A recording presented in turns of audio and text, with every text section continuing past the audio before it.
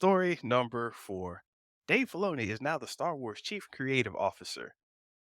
Hey, after all this time of being in the background, pumping out Clone Wars, plumping out, pumping out Rebels, He was putting out doing that. putting out the Bad Batch, putting out all these shows, just tearing them out. Finally, they said, "You know what? You're the creative guy now.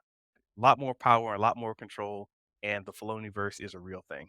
I'm not sure this makes me happy though. Mm. Yeah, Mr. Benja, I concur, man. Yeah. But let me just say this. I respect what he's doing, right? Mhm. He's trying to broaden out Star Wars story beyond the Skywalkers, right? And the Clone Wars was a key testament to that, creating mythologies around Mandalore and the Force and what it can mean, and the Great Force, and this and that. And then he's expanded in all these different iterations from a cartoon animation standpoint, and now it's extended to live action. So we're definitely going to get a Star Wars movie with his ideas infused with it. So that's there. It's done. That's a wrap. But to your point, it makes Star Wars almost like homework, man. It's just more the same. And I guess I don't know, man. I like I don't know, what is it? Is it me? Am I changing? Or is it just I just don't like storytelling with too much homework. I just want core good storytelling. And I don't know if he has that capability in it. Because there's a lot of stuff in there, which is interesting and different. Yeah. But is there anybody you care about from that he created? I guess Ashoka is one of the characters that people care about. What is Yes. everybody any character do you care about It's that he and created? that's the thing. It's like when to me when you're watching one of these stories or you're getting invested, you're like, who are you? What do you want? What do you need? What do you desire? Why should we care? And what are you gonna do about it?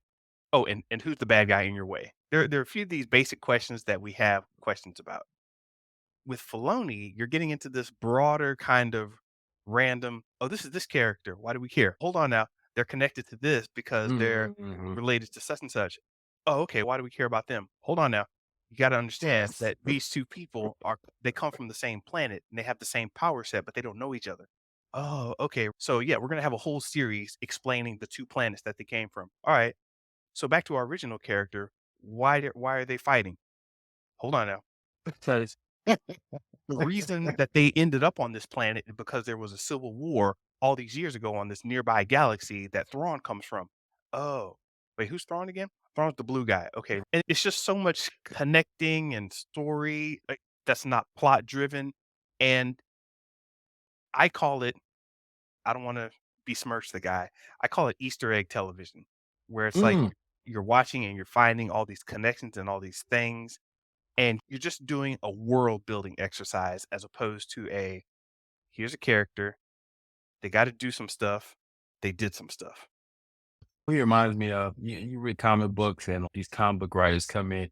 I make my marks. I'm gonna create the Elastic Man, or I'm gonna create this new spider character, and you never heard of her before. But I'm gonna create this, and the hope is it can just catch fire. And I think that's what he was. He's a fan guy that Mhm. had an opportunity to write a couple of Star Wars stories, and they got a little action. And so now, to your point, he just went wild with it. And so Hot, because Captain Kennedy doesn't have any clue of what she needs to bring on board, and just say, sure, why not? did you So call her it's Captain Kennedy or Kathleen Kennedy? as I was trying to say Kathleen. If I say Captain Kennedy, that's a good one. We should keep that one. Captain Captain Kennedy. Kennedy. Yeah, I don't know how much longer she's got, but I don't know. But I see what she did from a corporate standpoint. The most passionate Star Wars ever had or has right now is coming from Filoni people, right? They're very passionate. And so let's let him cook. And whatever he cooks, whether They cook. well, let that boy cook, man. If he gonna have whales in space, let him cook. If he's gonna have, so have Darth Maul looking like a spider, let that boy cook. See, that's the thing, and this is a definite departure from where how we've told stories before. And hot take, I just gotta say it: Ahsoka is extra.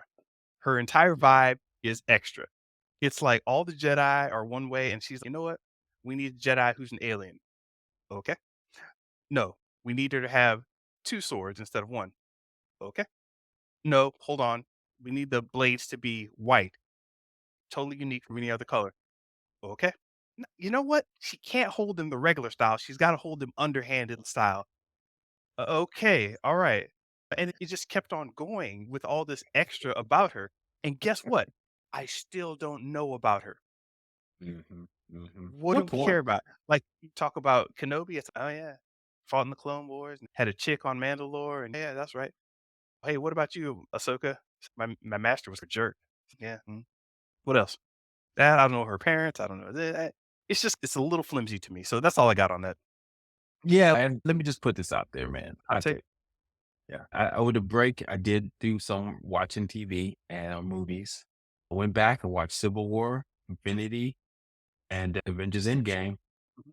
I take those are pretty good. They're solid. They're solid. And so when I say that Marvel's in the dumps right now, they do know how to build because when you watch every character on when they built it up to that point. Every character, everyone's motivations, what they want, what they're about, who they want. Yeah, And so and they don't have to say much because they built it so well yeah. previously with the other 18 movies, especially for Infinity and Endgame.